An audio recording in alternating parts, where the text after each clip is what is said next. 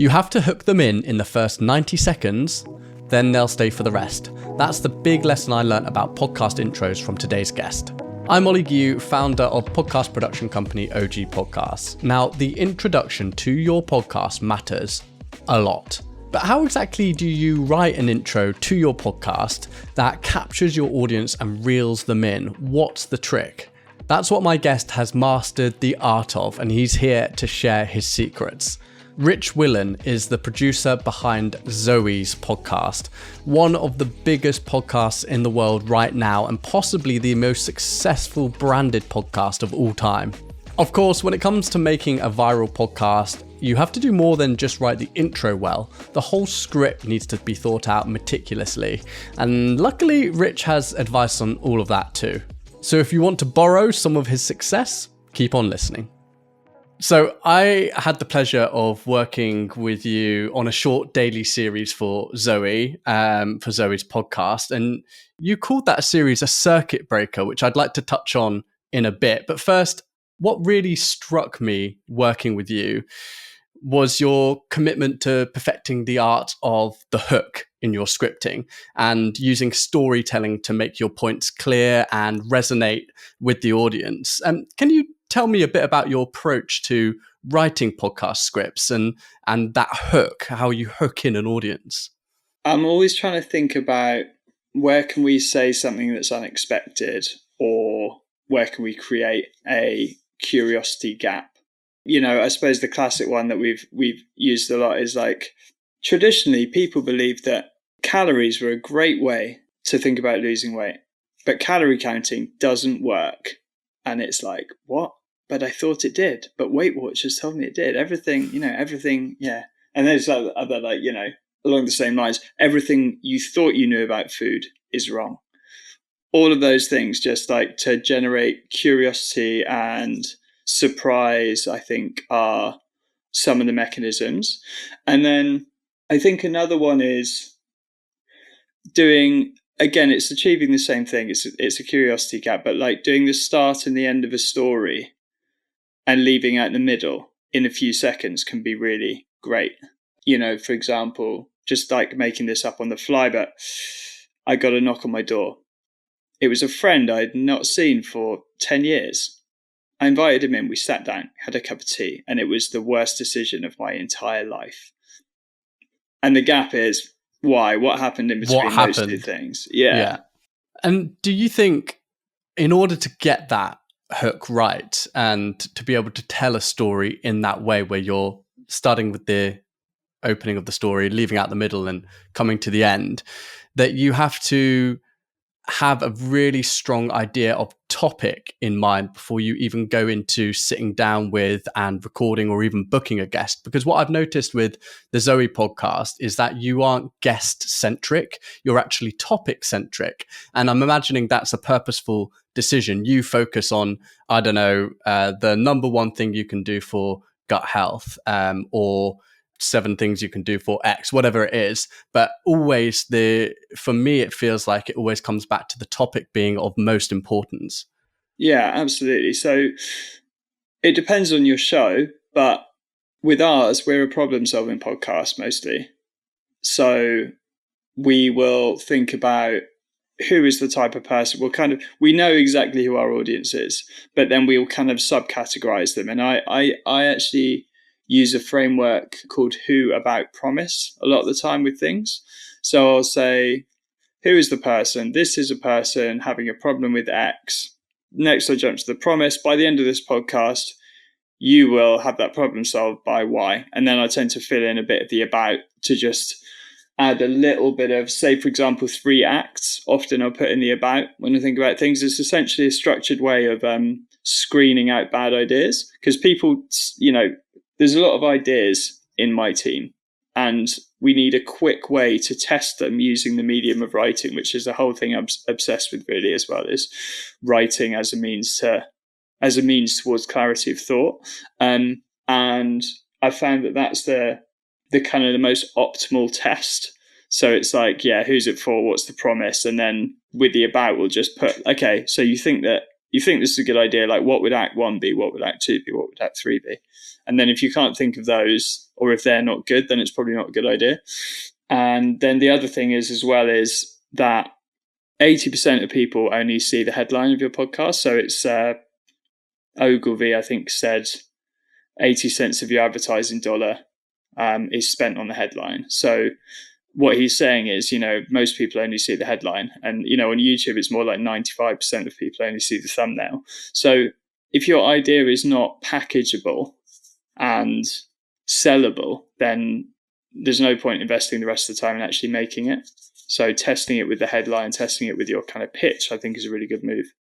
Yeah, because I guess if you've got kind of a vague strand of where you would like to go, you've chosen a guest because of the guest's credentials, because you really wanted that person on your podcast, but then you ply them with questions all over the place about every different thing that you can talk to them about, every different topic, and then you can't come to a decision later once you're coming to write the show notes, coming to write the title, about what is this episode actually about and what problem is it actually solving, then you're going to find that hard to communicate to your audience as well. And I think the difficulty you also face is if you do try to communicate some sort of expectation to your audience, but that's only a very small part of what you're actually talking about within the interview, your audience may get a sense that they've been hoodwinked or tricked a little bit when they click on an episode and it's titled a certain thing, but then they end up getting 50 minutes of other topics and other themes before they even get any nugget of information on that thing that you've been shouting about as like the main part of this interview. So do you think those sort of generic throw questions around kind of interviews, they have some troubles in capturing an audience's attention? Basically, I pretty much fully agree with what you're saying. I think content is almost the game of making promises and keeping them, and the cadence at which you do that. And yes, of course, yeah. So if you just grab the most interesting bit, but the rest of it's not along those lines, then yeah, people have been mostly hoodwinked, unless it's completely guest centric, which, as kind of previously said, I think it's rarely the move. Your focus on being audience-led, do you think that's why ZOE managed to pull listeners in so thick and fast and become a number one podcast, and also a number one brand, because being audience-led is the same as being customer-led, right? And so they need to do both things on both fronts for their business to thrive. Do you think that that's like the reason why the podcast did so well? Is that the sole reason? Is there anything more to it? Yeah, if I think about from the content side, so it was all very intentional. We did a SWOT analysis of all of the podcasts in our space. I feel like I probably shouldn't give away all of this, but I'll keep it a little bit high level. But essentially, we looked at what was around, and we saw where we could win, and the areas in which we could win were so obvious, and it was like, why has nobody done this? And those are always the best ideas. They're either terrible ideas or they're the best ideas. Like, why has no one done this? There's a big reason. It's same as business podcasts, same thing, right? You look at it, you say there's a big reason. There's a reason no one did that.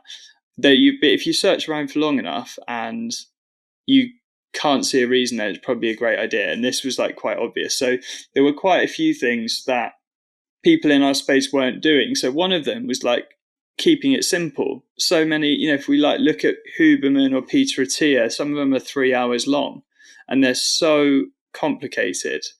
And so there was an opportunity to make something shorter, simpler, with, much lower reading grade language that could, be accessible to more people. That's a really interesting point, because I think that's important across the breadth, not just in health, but I mean, a lot of these big health podcasts, it seems like they're just trying to prove how much they know.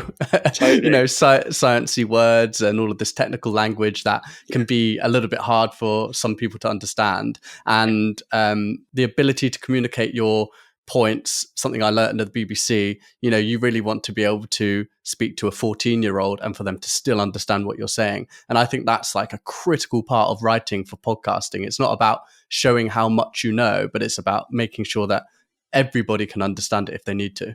Totally. And I also think it's a critical skill for life as well. If you can describe something in a way that a 14-year-old can understand, then you do actually understand it. There's who's it, Feynman? It's called like the Feynman technique, where you teach things to learn them, which is really great. And then also I know Jeff Bezos bangs on about this a lot. He writes all of his shareholder letters at like a grade 4 or something, and then because it's really hard to hide bullshit in really simple language. So I think this whole writing and thinking just being one and the same, I'm really sort of passionate about, which is I actually love being in this kind of arena, because you have to use them for both means. But yeah, so that was one opportunity, was the simplicity thing. And then also if you look around at influencers in the health space, I noticed that all of the people that are many times bigger than others in their space, they have the ability to communicate things more simply. That is purely how they're winning. And it's and it makes sense. So that was one of the opportunities. And then the other one is the storytelling piece. So like, I love storytelling, and it's what I'll kind of always try and bring into everything. Which on this occasion was lucky, because no one else in the space was doing it. And so each of our podcasts you'll hear, they will open up with a story of some sort. And I did about the first 70 or 60 or something like that. And it's taken so long to hand it off, but I'm nearly there now. Still checking them off, but they're handed off now. I know the feeling. Yeah, it's hard to hand over your work when you've got that passion for it. Totally. Tell me a bit more about the storytelling element, because I think some people might hear storytelling and in their mind that just that just means fiction writing. But actually, in a way, there is a combination of not fiction, but sort of imagining circumstances, or imagining where your audience is, or what they might be doing, or how they might be feeling. So there is a bit of that element to it, but storytelling means a lot more than that, doesn't it? Yeah, absolutely. I'll tell you about it. And I think it can be a lot of different things in a lot of different contexts, and I'll tell you about what I mean. Typically in the stories that we use in ZOE, the listener will be the protagonist, and they'll be on some sort of journey that we'll be telling over a 90-second to 2-minute story at the beginning. I quite like the example of thinking about the listener, as protagonist being like Luke Skywalker, going along their journey, and then ZOE will come along and give them the lightsaber. So we're that, we're like the power up, and that's the kind of solution, right? But we make sure to put them in the story most of the time. Occasionally it will be the guest on rare occasions. We did one with Glucose Goddess she had a really cool story where she was at some lab in California and discovered glucose monitoring. So I was like, I have to tell that with her at the center of it. But mostly it's the guest. And then in terms of what makes a good story, so there is one thing that I think is more important than anything else, and it's called the but therefore rule. And it's kind of quite well known from the creators of South Park, who are just incredible storytellers, and they describe it in some 1-minute clip you can watch on YouTube where they were saying it's some NYU class. To give you an example, like the but therefore rule, of when it's why it is powerful and why you fail if you don't use it. It's just really good to think about kids telling stories. So if you ever ask a child like what they've been up to that day, they'll say, I went and did this, and then my mummy took me here, and then we got an ice cream, and then we went home, and then we went and played and did this, and you're like, oh God, you're so boring. If your child even responds at all, yeah. yeah, they've got time to learn. But anyway, and the reason is because there's no causation in and so the but therefore thing is saying, so I went out to do this thing, but then this other thing happened, and that meant that changed everything. Therefore, my new desire was to go and do this. But then this happened. It's like every time you're like, no way, okay. So that's your causation. And what you kind of want is they're like plot points. So you almost want the path to never be the same again after each but. That's your causation. It's changing it's creating the zigs and zags, which are so important in storytelling. It's allowing something new to happen at regular intervals consistently. Yeah, or actually, I know what you're getting at with that. It's not so much about the but therefore thing. Is not so much about the newness. It's about the causation. It's about the things have changed. Basically, they're never going to be the same. It's the complication that happens that then creates the tension for resolution to then happen to that complication. You just mentioned, you alluded to that first 1 to 2 minutes within the intro, and I think that it's a good point to raise here, because a lot of people question how long an intro needs to be. And, going back to our discussion about some of these big podcasts, you can be waiting 5, 6, 7 even minutes sometimes before you actually get to the meat and bones of the episode. So one question is on the timing of the intro. How long should it last? And 2, should you rethink your intros in a way? I think the way people think about timings of intros is, if I make it too long, it's, I'm spending too long before I get to the good stuff. But actually, if you can make the intro the good stuff, then you're coming in right from the get-go with great material people don't need to skip over. So I guess the first question is, how long should an intro be? And 2, how do you make sure an intro feels like a really concerted, valuable bit of content that people aren't just trying to get through before getting to the interview? Like the answer really is with like how in content generally is like, how long should it be? It should just be as long as it needs to be, but not a second longer. So I think you don't really want to put a time sort of on it. That said, when I've made a lot of podcasts, and I would say that although that sounds good, they do often end up around 90 seconds. So, there is that. And then, in terms of some of the tricks, so we're definitely always leaving unanswered questions. So opening loops and not giving away the answer. And then sometimes, we get like really intentional about this. You'll often hear us say, well, we asked our audience beforehand, and there was one question that everyone wanted to know the answer to, which was X, and we will definitely answer that later on in the pod. And it's so obvious, but everyone's like, okay, cool, I know I'm getting that thing that I wanted. The other thing is just to list out a few of the things that are really high value. So if you've kind of done your desk research, you really know what people are looking to learn or hear, or what the most popular story around this thing is, just allude to the fact that those are coming. It's called signposting. And would you suggest doing that within the narrative that you're building in the intro, or would you suggest actually giving a list like, so in this episode, you're going to find out how this happens and what to do about this and something about this. Would you recommend a list structure, or building it into the sentence structure so that it feels like just part of the intro, doesn't feel like a list? Yeah, it totally depends who your audience is. We don't do it in a list, but others do, and it's definitely appropriate. Lists are what dominate YouTube. 3 things, and Twitter, right? So it definitely works. Personally, I kind of build them more into the story, but it's all just about the brand of the show that what you're trying to create, really. Both work.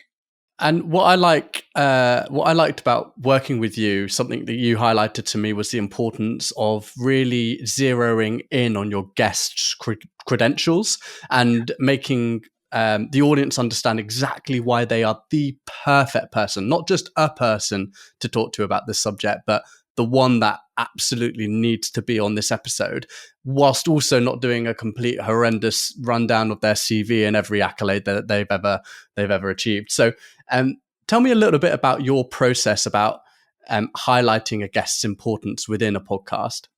Yeah, so if you want to learn about, I think if you want to learn about podcast intros, better than anything you'll learn from the world of podcasting is studying the world of copywriting. So this is sales copy, because those guys had to sell something via a letter that went through the post, and they had to use long form copy to do so. And there's all sorts of interesting psychological reasons behind that. But yeah, if you can if you can build loads of trust in the shortest space of time possible, if you reel off their credentials for ages, then because you're teeing off trust building versus being boring. So I think kind of the point you make that we don't, we're not doing it forever, but giving just enough, and like just always thinking like psychology wise, social proof is this bias that it's just so incredibly powerful. So where can we lean in on it? And it's super obvious, like this person is a professor at Stanford or Harvard. Everyone knows those. Like leaning in on those, anything that sounds to the most amount of people very trustworthy, then yeah, lean in on that. Something that often happens, I mean, there's a few different things. Some podcasters like to let the guest introduce themselves and introduce their credentials, and that's hit or miss, I find. It can be, they can end up boring the audience in the same way that you might if you were to write a whole list of CV in your intro. Or after the fact, after they finish an interview, the guest says, "Oh, could you make sure that you refer to me as X, Y, Z, and I've done this and I've done that." What do you do in those situations? Do you ever allow the guest to introduce themselves? And do you ever allow them to dictate how you introduce them? No, basically. And I would say never let a guest introduce themselves if you can help it, because not even just for the reason that you've said it, but if someone else says about me behind my back that I'm brilliant at something, or I tell you I'm brilliant at something, who are you gonna like? Which is gonna carry more weight?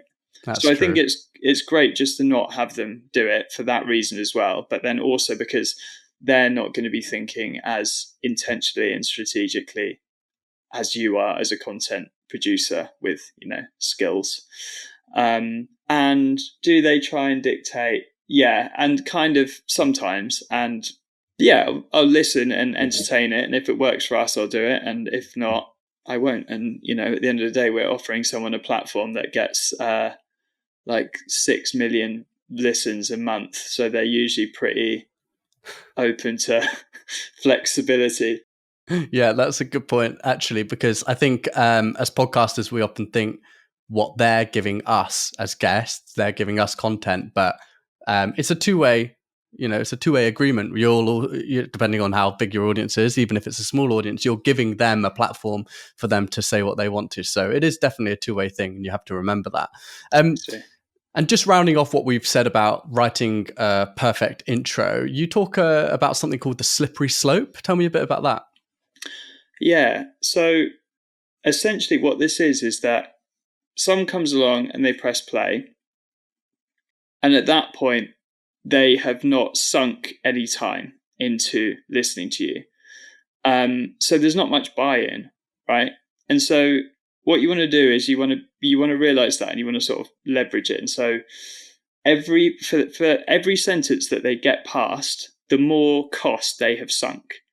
And actually, arguably, the worse you can become at your job of being an engaging content creator, because it's similar to like if you're waiting. This is kind of a fallacy, right? It's like if you're waiting for a bus, and then you wait. The longer you wait, the more annoyed you're going to be if you give up and just get a taxi, because you wasted all that time. It's like sunk cost. So for every sentence, the more buy-in you have.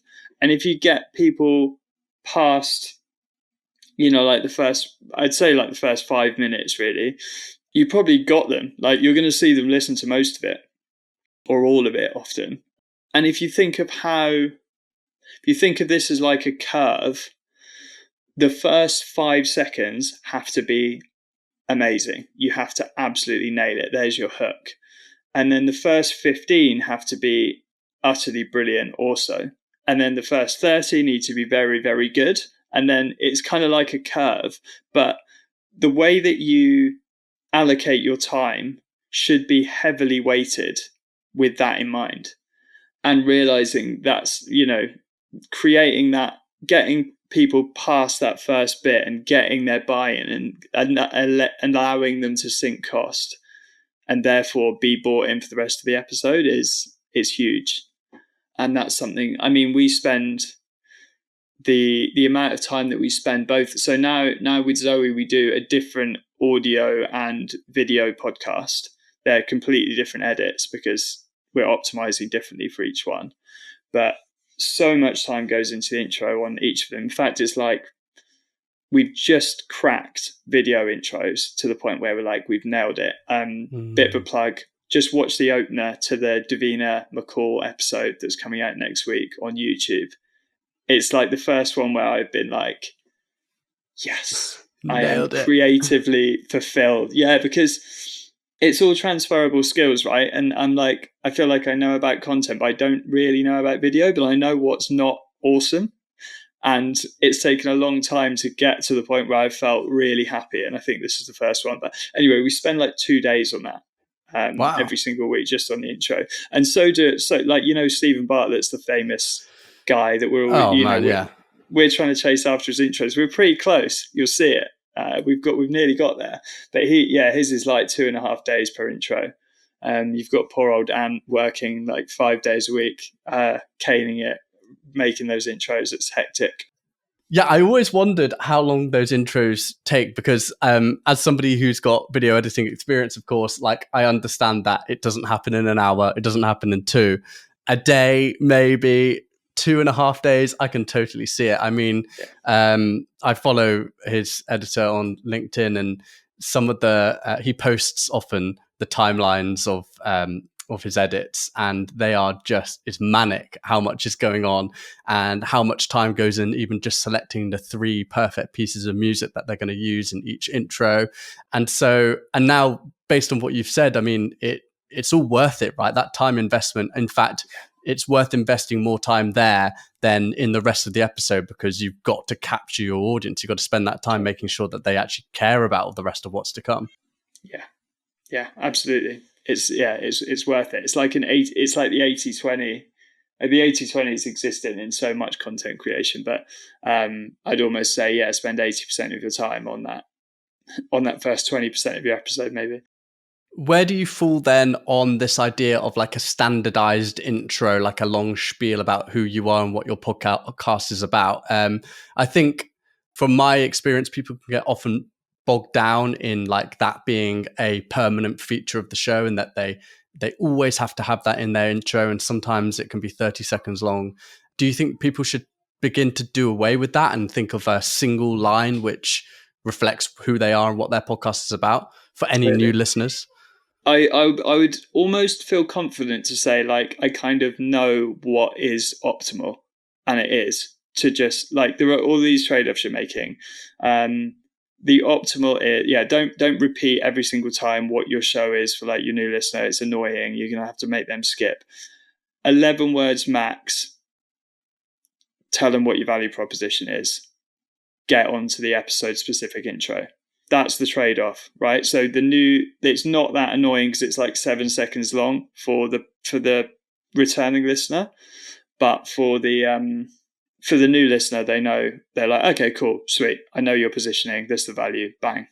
Do you think the first draft of a script, given how long you spend on intros, do you think the first draft should ever be the final draft? No. Good writing is rewriting for sure.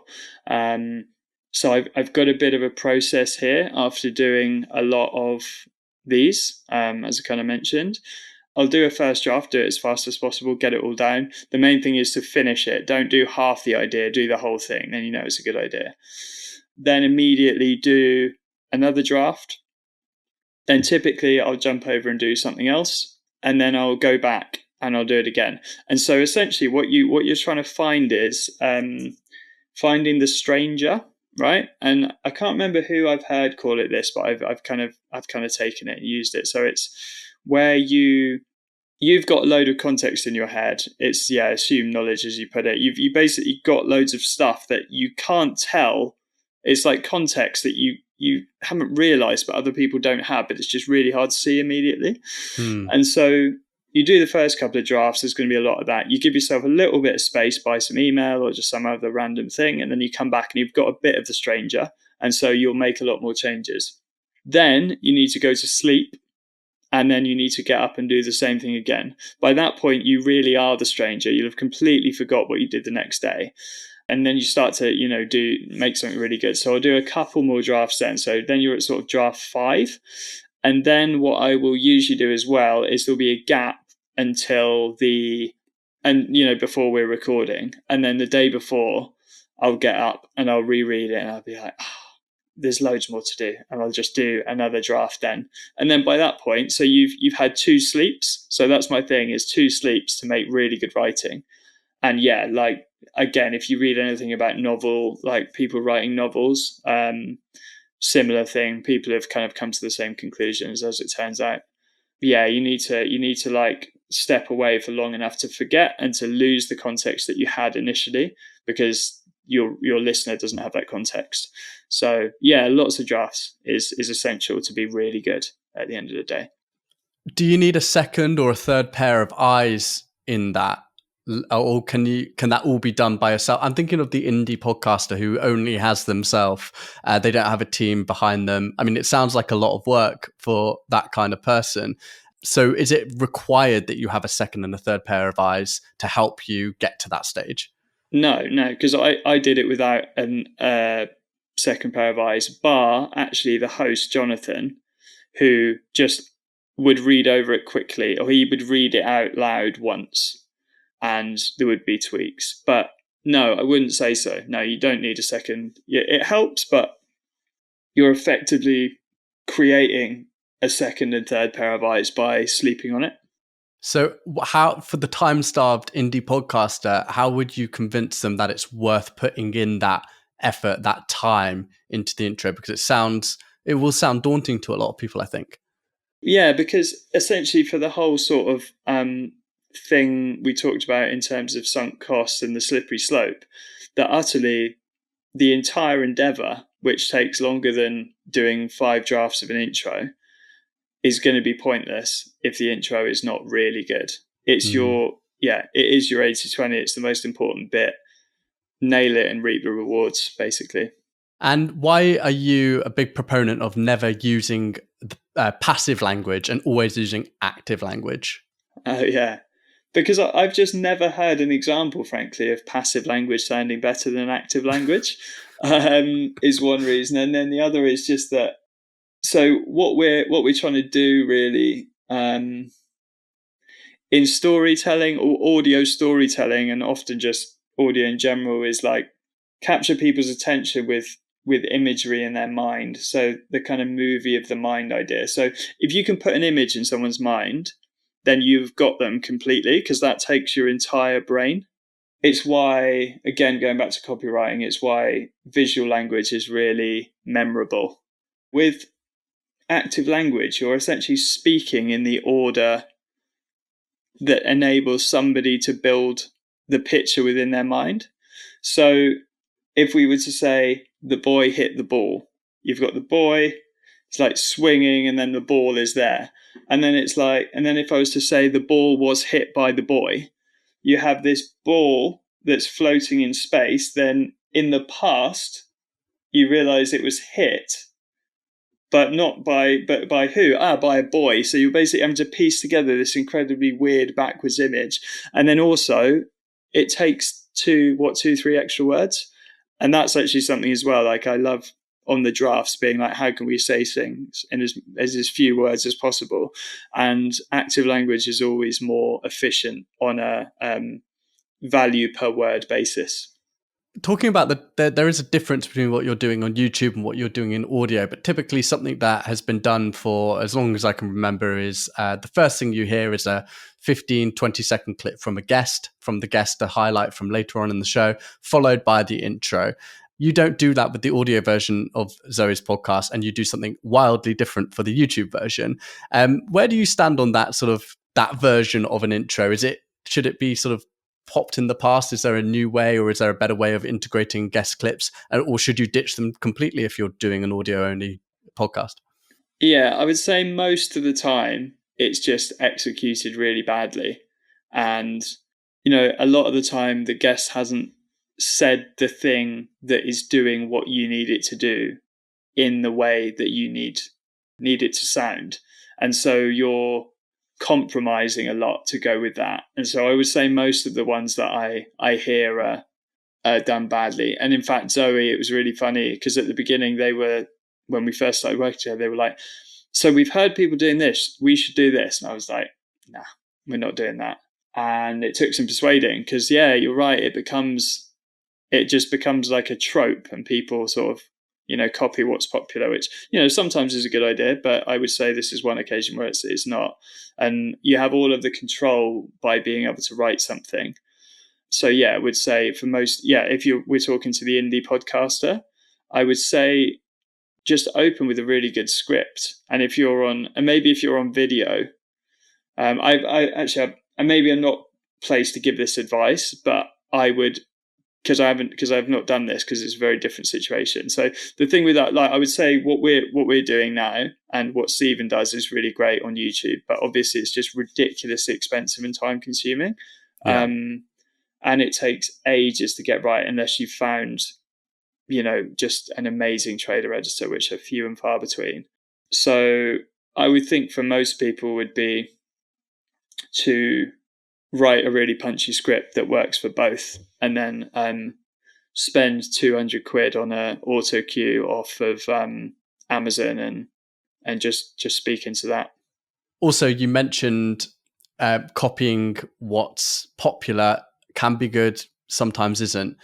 Where do you stand on somebody who's listening to this today thinking, right, I've listened to Zoe's podcast, I'll just copy the structure, the format, the intro, how it works. I've got a sense of, it clearly works and it's going to work for me. Is that always the case? Because right at the start of this conversation, you said actually, in some scenarios, the way you tell a story or the story that you're telling isn't going to be the same, especially if you're a podcast like ZOE who's trying to solve a problem, whereas a podcast like an entertainment show, for instance, maybe a comedy show, is solving a very different type of problem.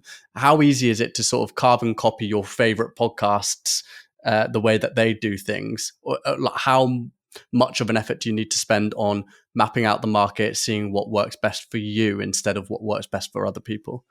Yeah, so I think you need to, I bang on about this a lot, but just starting with your audience. And it could be something like doing a little audience persona. And it doesn't need to be data driven. It also doesn't need to be perfect. It's just a forcing function to make you think, to externalize the audience and think about them. And so I would say do that and then have this person in mind. And look around and steal from loads and loads of different places and piece together something that you think fits for that person. So yeah, it might do, stealing a lot of it might work. And then the other thing is just depends how ambitious you're being basically, but you want to be different as well. So look at your landscape of way that the sort of field you're going to be playing in and think about how can I be different or better. SWOT analysis is quite a fun thing to do. Yeah, where do you have skills that others don't? What are the stories that only you can tell that others can't? And, looking for those opportunities to be different. And then I think, I would actually say like steal from loads of different places, but steal 80% and then and then find a bit to be different. Because in general, what you're doing by doing that is, even though you don't know the why behind doing the thing that you're doing, the reason that the person who you're stealing from, say they've been going for 5 years, they've been iterating and iterating, doing reps and learning. And so you can sort of shortcut yourself by just looking at theirs and saying, and so you want to look to people who you think have that approach. So a lot of people have, stolen stuff from Stephen Bartlett, which I think is probably quite a good idea because I know on good authority that's exactly what he's doing, is iterating very fast. And then, for other different things, steal from different places. Like the advertising side of stuff I said about copywriting. So who has had the most repetition of writing to persuade? It's not, podcasters, because it hasn't been around long enough. It's sales copywriters, and so that's why I sort of learned that skill set and stole from there. And then even like I earlier on, you mentioned, you were like, what's the what are the 3 things that are going to give you X? And then number 3 is very surprising. Look to Twitter for the things that are working there. You can still steal stuff from all sorts of places, but I think stealing mostly is a good idea. And then having a very specific opportunity and place to be very different that's unique to you you need to do that too. And then I think you kind of win. So I said right at the start that we were going to talk about circuit breakers, because this is the idea of doing something a bit different to the norm, a bit different to your normal production schedule, your release schedule, and breaking the cycle a little bit so you can shake things up. And I really loved this when you told me about it. And it's the reason why we released that daily show for ZOE. At the time, I think you were releasing weekly or maybe twice a week, but either way, it was something a bit different. You released 6 episodes over 6 days or something like that.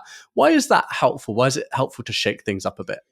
So for all sorts of reasons, especially in that example. So these creative endeavors that we do, I often think about a few things. So I think about divergence versus convergence, and I think about iterative versus kind of curveballs.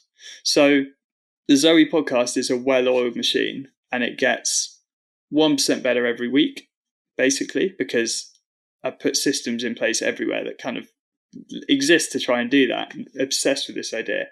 However, sometimes you can get stuck in your thinking. You can become blinkered, and there are massive outlier opportunities that because you're in your lane, trying to get better within your lane, you're just missing. So yeah, doing a circuit breaker with like your own, it's for yourself, for your own creativity, just be like, I'm going to just do something very, very different for a bit and see what I learn and see how it shifts my thinking. Then the other thing that you do is you'll learn a load that comes back from your audience. They'll say, I love it, I hate it. They will literally give you advice. You could do a little bit of this and put this into your main thing. This was one of them, was like, this wasn't, that the episodes aren't long enough. We need more detail. And it was like, oh yeah, a bit of a reminder that we're all about science. You can't just do it all in 8 minutes.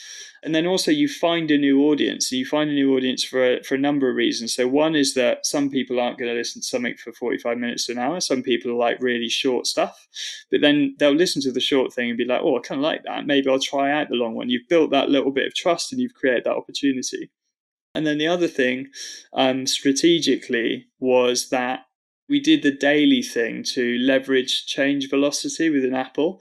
So essentially, if your position on Apple is, which is, the biggest audio listening platform. I know Spotify's catching up, but it certainly is for us anyway. Apple is certainly the biggest one for us anyway. So by doing daily content, your velocity of new subscribers on a daily basis goes up, and then your chart position goes up, and then you're visible to a load more people, and then those new people start to listen on a regular basis and they start to tell their friends. And so what you've essentially done is you've given yourself, it's like chucking a little bit of gas on the fire for a week. Well, it's a fantastic lesson. And although we only worked together for a very short amount of time, you taught me a lot, which was the basis of this whole conversation. So I really appreciate you sharing that knowledge with me, first of all, and sharing that knowledge now with the audience. It's been a pleasure talking to you, Rich. Thank you very much indeed. Likewise, Ollie. Always a pleasure. What are you struggling with most when it comes to writing the intros or the scripts to your podcast? Or perhaps you're doing something that is working really well for you? Let me know in the comments. I'm Ollie Gu from OG Podcasts. I'll see you next time.